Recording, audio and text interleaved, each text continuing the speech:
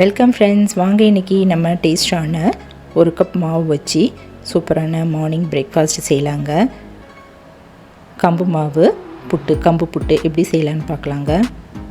நிறைய சத்துக்கள் அடங்கி இந்த கம்பு வச்சு நம்ம தோசை, இட்லி, புட்டு இதை ஃபுல்லாக செய்து கொடுக்கலாம். சின்னவங்க பெரியவங்க எல்லாருமே விரும்பி சாப்பிடுவாங்க. ப்ரோட்டீன் அதிகமாக இருக்கிற இந்த சிறுதானியத்தை சேர்ந்த கம்பு வச்சு நம்ம இன்றைக்கி புட்டு எப்படி செய்யலான்னு பார்க்கலாங்க. வாங்க அது எப்படி செய்யலான்னு பார்க்கலாம். அது என்னென்ன தேவைன்னு பார்க்கலாம். இப்போ நம்ம கம்பு மாவு ஒரு கப் அளவு எடுத்து அது பாத்திரத்தில் போட்டுக்கலாங்க. போட்டுட்டு அதில் பிஞ்ச் ஆஃப் சால்ட்டு போட்டுட்டு நல்லா கலந்துடலாம். கொஞ்சம் கொஞ்சமாக தண்ணி ஊற்றி நல்லா கலந்துக்கலாங்க. ரொம்பவும் தண்ணி ஊற்றாமல் பெசரி விதப்பில் எடுத்து வச்சுக்கலாம். ஒரு கப் மாவுக்கு 1/4 கப் தண்ணி தான் இதுக்கு தேவையாக இருந்ததுங்க.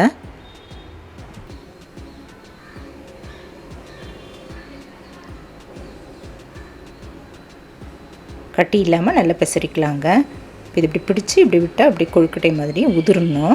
அந்த பதம் வரைக்கும் நம்ம நல்லா பெசரி எடுத்து வச்சிடலாம். இப்போ இட்லி தட்டில் எடுத்துகிட்டு அதில் ஒரு துணி, வெள்ளை துணி போட்டுட்டு இந்த பெசரி வச்சுருக்கிற மாவு அதில் போட்டுடலாங்க. இப்போ இது இட்லி தட்டில் இல்லாமல் கூட நம்ம வீட்டில் புட்டு மேக்கர் இருந்தால் கூட நம்ம அதிலேயே கூட நம்ம இது செய்யலாம். அந்த துணியில் வச்சா நல்லா சாஃப்டாக இருக்கும்னு இதில் செஞ்சேங்க. இப்போ இதெல்லாம் இதில் போட்டுட்டு நம்ம இப்படி மேலே அப்படியே கட்டி வச்சிடலாம், மூடி வச்சிடலாங்க. இப்போ அடுப்பில் ஒரு இட்லி பானை வச்சுட்டு ஒரு 1.5 டம்ளர் தண்ணி ஊற்றி நல்லா கொதிக்க வச்சிடலாம். தண்ணி நல்லா கொதிக்க ஆரம்பிச்சிருச்சு. இப்போ அது உள்ள இந்த தட்டை வச்சிடலாங்க. வச்சுட்டு மீடியம் ஃப்ளேமில் ஒரு 10 to 12 நிமிஷம் நல்லா வேக வச்சுக்கலாம். இப்போ நம்ம ஒரு 1/2 கப் அளவு பொடித்த வெல்லம் எடுத்துக்கலாங்க. அடுப்பில் ஒரு சின்ன பேன் வச்சுட்டு அதில் கொஞ்சமாக ஒரு 1/4 டம்ளர் தண்ணி ஊற்றிட்டு இந்த வெல்லம் போட்டு நல்லா கரைய விட்டுடலாம். இது நல்லா கொதிக்கட்டும், கரைஞ்சி வரட்டுங்க. இப்போ நல்லா கரைஞ்சி வந்த பிறகு நம்ம ஒரு பாத்திரத்தில் வடிகட்டிக்கலாம். திரும்பவும் நம்ம இந்த பேனை அடுப்பில் வச்சுட்டு இந்த வடிகட்டின வெள்ளை கரைசலை ஊற்றிடலாங்க. நல்லா இந்த வெல்லத்தோட வாசனம் போகிற வரைக்கும் நல்லா கொதிக்கட்டும்.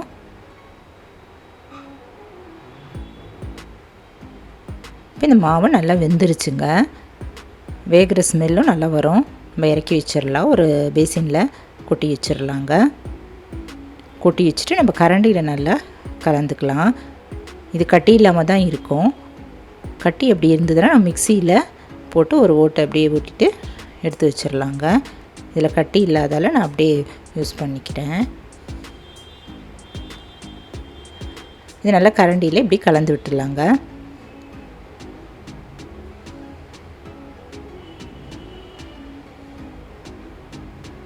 அழுத்தி நம்ம கலந்துக்கலாம்.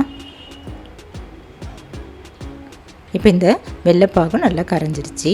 இப்போ இதில் ஒரு 1/4 டீஸ்பூன் அளவு ஏலக்காய் தூள், 1/2 கப் அளவு துருவின தேங்காய் இதை இந்த மாவில் போட்டுடலாங்க.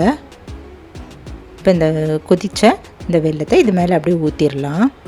வெள்ளை கரைசல் மேலே அப்படியே ஊற்றிட்டு நம்ம கரண்டியில் நல்லா கலந்துடலாங்க. ரொம்பவும் ஊற்றாமல் பார்த்து இதில் கொஞ்சம் கொஞ்சமாக பார்த்து இதில் ஊற்றிக்கலாம். ரொம்ப ஊற்றினா நல்லா சொதன்னு ஆகிடும்.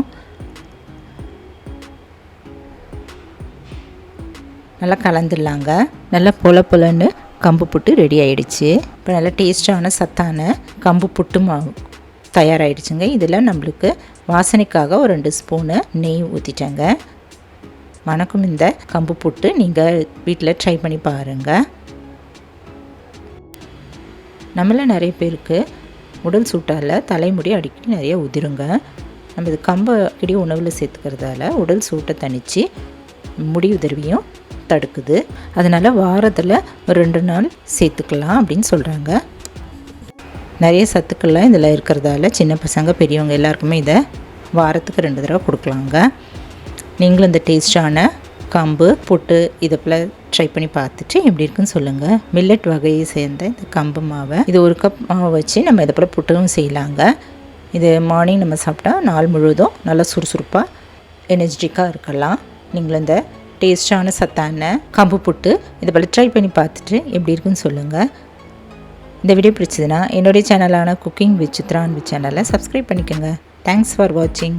நம்ம அடுத்த வீடியோவில் பார்க்கலாம். நன்றி, வணக்கம்.